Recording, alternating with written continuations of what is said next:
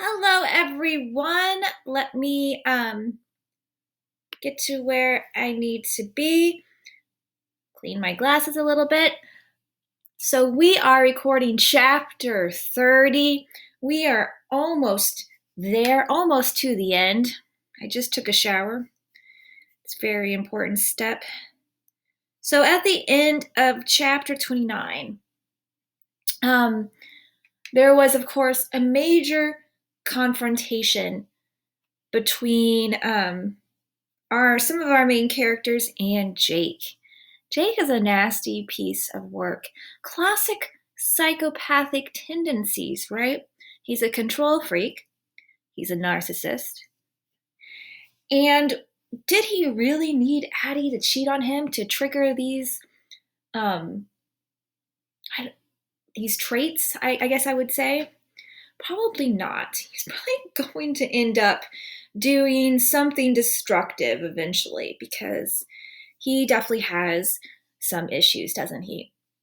So, well, he did not win in the end because Cooper essentially knocked him out. And that was the end of chapter 29, and that brings us to chapter 30.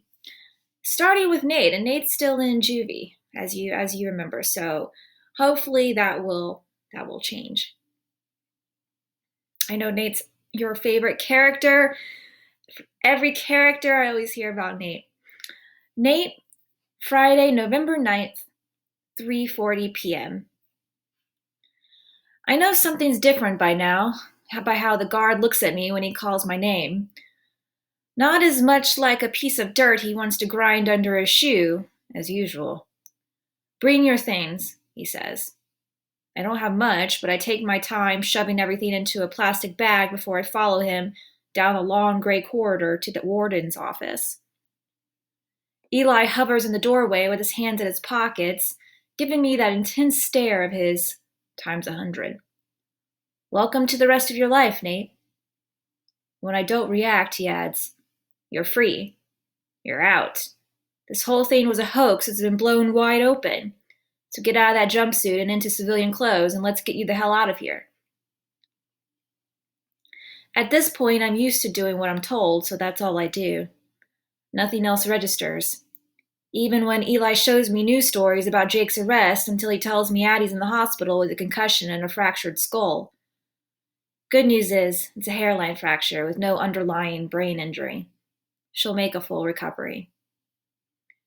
Addie, that airhead homecoming princess turned badass ninja investigator, in the hospital with a cracked skull because she tried to help me. Possibly only alive because of Janae, who got a busted jaw for her trouble, and Cooper, who's suddenly some kind of superhero the media's fawning over.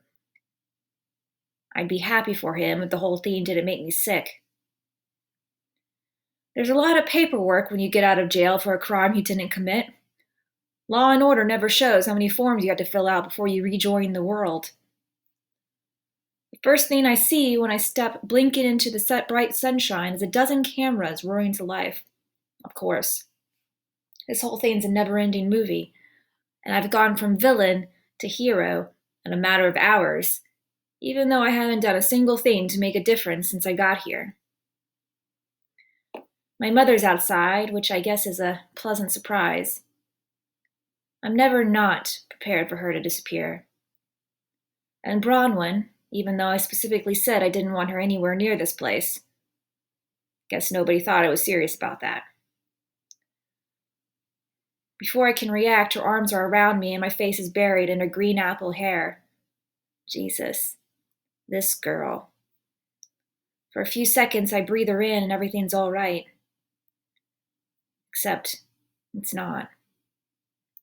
Nate, how does it feel to be free? Do you have any comment about Jake? What's your next step? Eli shoots sound bites at all the microphones in my face as we make our way to his car. He's the man of the hour, but I don't see what he did to earn it. The charges were dropped because Bronwyn kept unraveling threads and tracked down a witness. Because Cooper's boyfriend connected dots nobody else saw. Because Addie put herself in the line of fire. And because Cooper saved the day before Jake could shut her up. I'm the only one in the murder club who didn't contribute a goddamn thing. All I did was be the guy who's easy to frame. Eli inches his car past all the media vans until we're on the highway and the juvenile detention center fades to a speck in the distance. He's rattling on about too many things to follow. How he's working with Officer Lopez to get my drug charges dropped. How if I want to make a statement through the media, he'd recommend Mikhail Powers. How I need a strategy for reintegrating into school. I stare out the window, my hand a dead weight in Bronwyn's.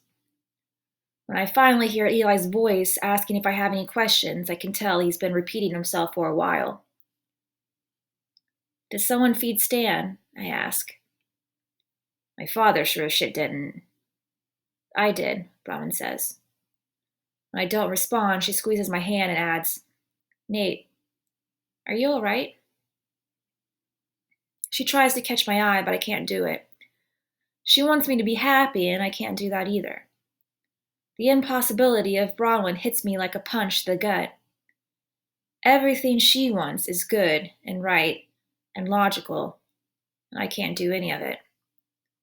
She'll always be that girl in front of me in the scavenger hunt, her shining hair hypnotizing me so much I almost forget how uselessly I'm trailing behind her. I just want to go home and sleep. I'm still not looking at Bronwyn, but out of the corner of my eye I can see her face fall, and for some reason, that's perversely satisfying. I'm disappointing her right on schedule. Finally, something makes sense. Heartbreaker.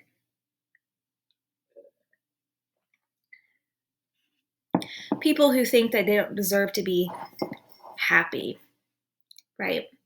Who try everything to kind of just negate that happiness, even if it when it comes to them.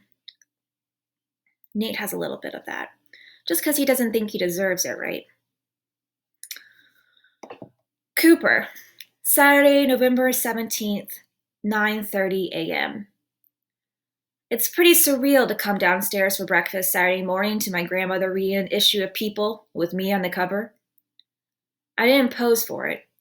It's a shot of Chris and me leaving the police station after giving our statements. Chris looks fantastic, and I look like I just woke up after a night of heavy drinking. It's obvious which one of us is the model. Funny how this accidental fame thing works.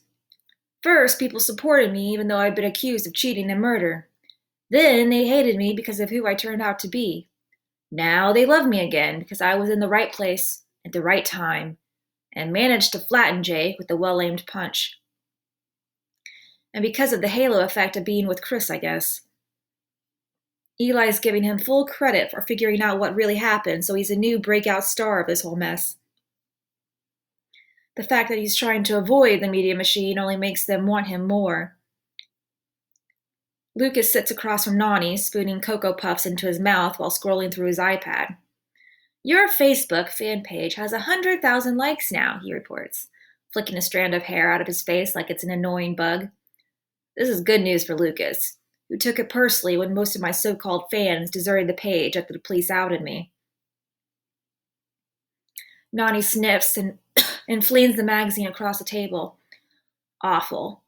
One boy's dead, another ruined his life and almost ruined yours, and people still treat this like it's a TV show. Thank God for short attention spans. Something else will come along soon and you can get back to normal. Whatever that is. It's been about a week since Jake was arrested. So far, he's being charged with assault, obstruction of justice, evidence tampering, and a whole bunch of other things I can't keep track of. He's got his own lawyer now, and he's in the same detention center where Nate was being held, which I guess is poetic justice, but it doesn't feel good. I still can't reconcile the guy I pulled off Addie with the kid who'd been my friend since 9th grade. His lawyer's talking about undue influence from Simon, and maybe that explains it. Or maybe Ashton was right, and Jake's been a control freak all along. Janae's cooperating with the police, and it looks like she'll get a plea bargain in exchange for her testimony.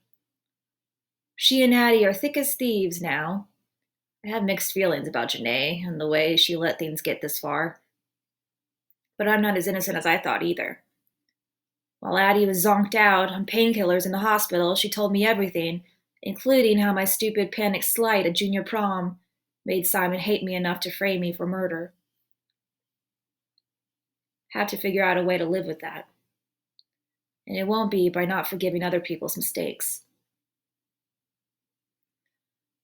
You meeting Chris later? Nani asks. Yep, I say. Lucas keeps eating cereal without blinking an eye. Turns out he couldn't care less that his older brother has a boyfriend. Although he does seem to miss Keely, who I'm also seeing today, before Chris and I get together. Partly because I owe her an apology, and partly because she's been sucked into this mess too, even though the police tried to keep her name out of Simon's confession. It wasn't part of the public record, but people at school knew enough to guess. I texted her earlier in the week to see how she was doing, and she texted back an apology for not being more supportive when the story about me and Chris broke, which was pretty big for her, considering all the lies I told. We went back and forth for a while after that. She was pretty broken up about the part she played and everything, even though she had no idea what was happening. I'm one of the few people in town who can understand how that feels. Maybe we can manage to be friends after all of this. I like that. Pop comes into the kitchen with his laptop, jiggling it like there's a present inside. You check your email. Not this morning. Josh Langley's touching base. Wants to know what you're thinking about college versus the draft. And the UCLA offer came through. Still nothing from LSU, though. Pop won't be happy until all the top 5 college baseball teams make me a scholarship offer. Louisiana State is the lone holdout, which annoys him since they're ranked number 1. Anyway, Josh wants to talk next week. You up for it? Sure, I say, even though I've already decided I'm not going right into the draft. The more I think about my baseball future, the more I want college ball to be the next step. I have the rest of my life to play baseball, but only a few years to go to college. My first choice is Cal State, since they're the only school that didn't back away from me when I was down.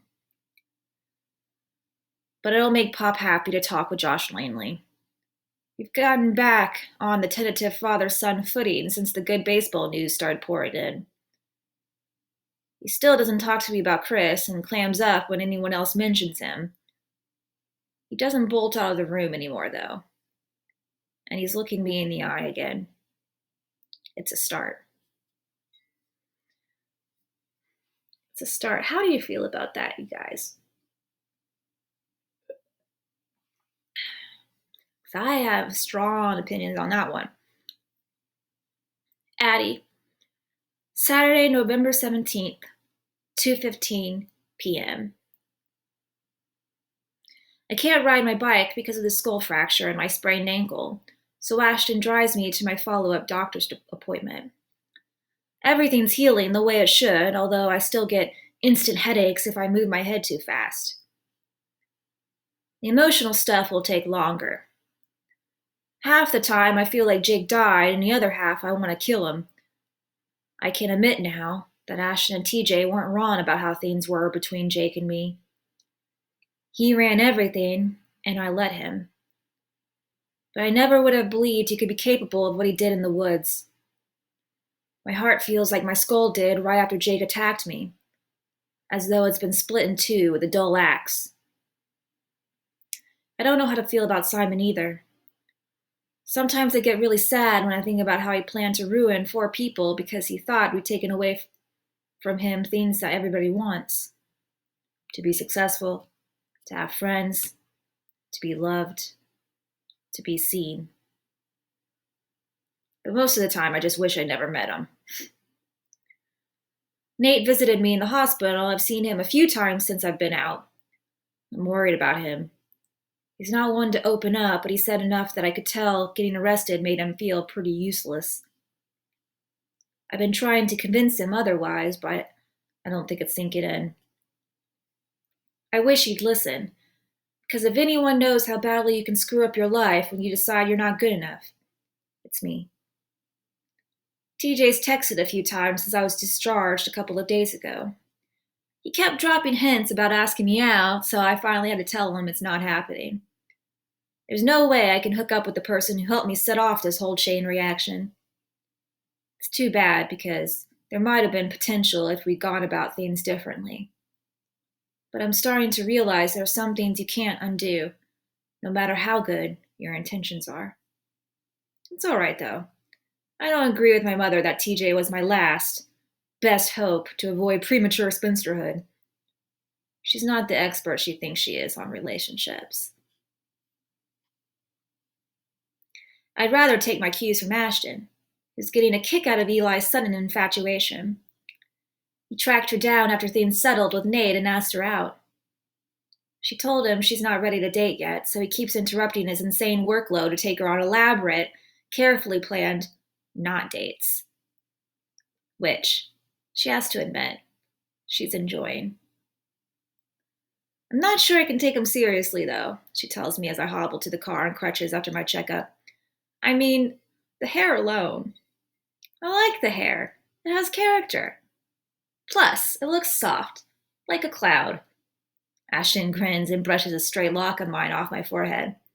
I like yours. Grow it a little more and we'll be twins. That's my secret plan. I've been coveting Ashton's hair all along. I have something to show you, she says as she pulls away from the hospital. Some good news. Really? What? Sometimes it's hard to remember what good news feels like. Ashton shakes her head and smiles. It's a show, not a tell.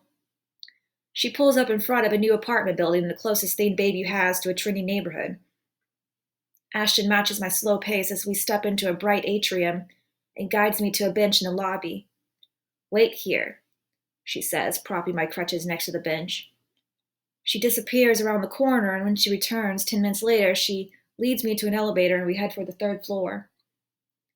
Ashton fits a key into a door marked 302 and pushes it open to a large apartment with soaring, loft-like ceilings. It's all windows and exposed brick and polished wood floors, and I love it instantly. What do you think? She asks. I lean my crutches against the wall and hop into the open kitchen, admiring the mosaic tile backsplash. Who knew Bayview had something like this? It's beautiful. Are you, thinking of renting it? I try to sound enthusiastic and not terrified of Ashton leaving me alone with Mom. Ashton hasn't been home all that long, but I've gotten kind of attached to having her there. I already did, she says with a grin, spinning around a little on the hardwood floors. Charlie and I got an offer in the condo while you were in hospital. It still has to close, but once it does, we'll make a pretty good profit. He's agreed to take on all of his student loans as part of the divorce settlement. My design work's still slow, but I'll have enough of a cushion that it won't be a stretch. And Bayview's so much more affordable than San Diego. This apartment downtown would cost 3 times as much. That's fantastic. I hope I'm doing a good job of acting excited.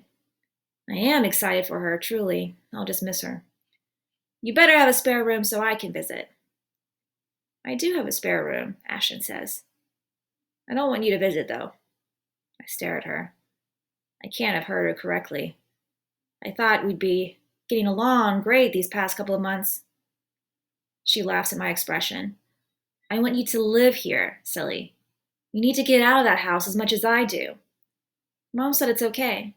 She's in that decline phase with Jake where she thinks lots of private couple time will fix their problems. Plus, you'll be 18 in a few months and can live wherever you want then, anyway. I grab her in a hug before she can finish, and she suffers it for a few seconds before ducking away. We still haven't mastered the art of non-awkward sisterly affection. Go ahead. Check out your room. It's over there. I limp into a sun-splashed room with a huge window overlooking a bike path behind the building. Built-in bookshelves lined the wall, with exposed beams in the ceiling frame an amazing light fixture with a dozen Edison bulbs in different shapes and sizes. I love everything about it. Ashton leans against the doorway and smiles at me. Fresh start for both of us, huh? Finally feels like that might be true. Finally. Bronwyn. Sunday, November 18th, 10:45 a.m. The day after Nate was released, I gave my one and only interview to the media. I didn't mean to, but Mikhail Powers himself ambushed me outside my house. And as I expected, when I first saw the full force of his charm turned on our case, I couldn't resist him. Bronwyn Rojas, the girl most likely. He was dressed in a crisp navy suit and subtly patterned tie, gold cufflinks glinting as he held out his hand with a warm smile. I almost didn't notice the camera behind him. I've been wanting to talk to you for weeks. You never gave up on your friend, did you? I admire that. I've admired you throughout this entire case. Thanks, I said weakly. It was a transparent attempt to butter me up, and it totally worked. I would love your take on everything. Can you spare a few minutes to tell us what this ordeal has been like for you, and how you feel now that it's over? I shouldn't have. Robin and my family had held our last legal meeting that morning, and her parting advice was to keep a low profile. She was right, as usual. But there was something I wanted to get off my chest that I hadn't been allowed to say before. Just one thing. I looked in the camera while Michaela smiled encouragingly. I did cheat in my chemistry class, and I'm sorry. Not only because it got me into this mess, but because it was an awful thing to do. My parents raised me to be honest and work hard like they do, and I let them down. It wasn't fair to them, or my teachers, or the colleges I wanted to apply to, and it wasn't fair to Simon. My voice started shaking then, and I couldn't blink back the tears any longer. If I'd thought, I won't ever stop being sorry for what I did. I'll never do anything like that again. That's all I want to say. I doubt that's what Mikhail was hoping for, but he used it anyway for his final baby report. Rumor has it he's submitting the series for Emmy consideration. My parents keep telling me I can't blame myself for what Simon did, just like I keep telling Cooper and Addie the same thing. And I'd tell Nate if he'd let me, but I've barely heard from him since he got out of juvenile detention. He talks to Addie more than me now. I mean, he should talk to Addie, who is obviously a rock star, but still. He finally agreed to let me stop by and catch up, but I don't feel my usual excited anticipation as I ring his doorbell. Something's changed since he was arrested. I almost don't expect him to be home, but he opens the creaking door and steps aside. Nate's house looks better than it did when I was feeding Stan. His mother's staying here, and she's added all sorts of new touches, like curtains, throw pillows, and framed pictures. The only time Nate spoke to me at any length after he got home, he said his mother had convinced his father to try a stint in rehab. Nate didn't hold out much hope for it, but I'm sure having his father out of the house temporarily is a relief. Nate flops into an armchair in the living room as I make my way over to Stan and peer into his cage, glad for the distraction. He lifts one of his front legs in my direction, and I laugh in surprise. Did Stan just wave at me? Yeah, he does that, like once a year. It's his only move. Nate meets my eyes with a grin, and for a second things are normal between us. Then his smile fades and he looks down. So I don't actually have a lot of time. Officer Lopez wants to hook me up with a weekend job at some construction company in East Dillon. I have to be there in 20 minutes. That's great. I swallow hard. Why is it so hard to talk to him now? It was the easiest thing in the world a few weeks ago. I guess I wanted to say, I know you went through something awful, and I understand if you don't want to talk about it, but I'm here if you do. And I still care about you as much as ever. So that's all, I guess. It's an awkward start, made worse by the fact that he won't look at me during my sad little speech. When he finally does, his eyes are flat. I've been meaning to talk to you about that. First, thanks for everything you did. Seriously, I owe you one. I probably won't ever be able to repay you. But it's time to get back to normal, right? And we're not each other's normal. He averts his eyes again, and it's killing me. If he'd look at me for more than 10 seconds, I'm positive he wouldn't say this. No, we're not. Surprised at how steady my voice is. But that's never mattered to me, and I didn't think it mattered to you. My feelings haven't changed, Nate. I still want to be with you. I've never said anything that matters so much in such a straightforward way, and at first I'm glad I didn't wimp out. But Nate looks like he couldn't care less. And while I'm not fazed by external obstacles thrown my way, disapproving parents? No problem. Jail time? I'll get you out. His indifference makes me wilt. I don't see the point. We've got separate lives and nothing in common now that the investigation's wrapped up. You need to get ready for the Ivy League, and he lets out a humorless snort. I'll be doing whatever the opposite of that is. I want to throw my arms around him and kiss him until he stops talking like this. But his face is closed off as though his mind's already 1,000 miles away, waiting for his body to catch up. Like he only let me come here out of a sense of obligation. And I can't stand it. That's how you feel? He nods so fast that whatever tiny flicker of hope I might have been nursing disappears. Yep. Good luck with everything, Bronwyn. Thanks again. He stands up like he's going to walk me to the door, but I can't take fake politeness right now. Don't bother, I say, stalking past him with my eyes on the floor. I let myself out and walk stiffly to my car, willing myself not to run, and fumble through my bag with shaken hands until I find my keys. I drive home with dry, unblinking eyes and make it all the way to my room before I lose it. Maeve knocks softly and enters without waiting for an invitation, curling up next to me and stroking my hair while I sob into a pillow like my heart just broke, which I guess it did.